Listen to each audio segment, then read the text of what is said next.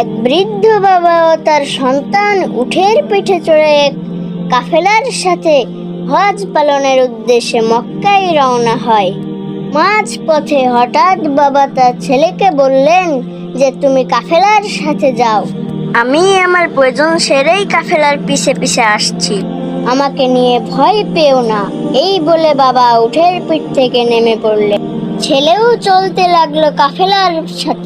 তারপর সন্ধ্যা হয়ে গেল, তাও তার বাবা তার কাছে ফিরল না। ছেলেটা খুব চিন্তিত হয়ে গেল, ভয়ে উটের পিঠ থেকে নেমে উল্টো পথে হাঁটা শুরু করলো এবং দেখলো তার বাবা বসে আছে এবং তার বাবাকে কাঁধে নিয়ে চলে এলো তার সন্তান। ইতিমধ্যেই তার বাবা কাঁদতে লাগলেন এবং বললেন, তোমার কি কষ্ট হচ্ছে না বাবা? সে বলল, না বাবা, আমার কোনো কষ্ট হচ্ছে না, আপনার ভার আল্লাহর জিম্মাদারি। আজ থেকে 50 বছর আগে আমিও আমার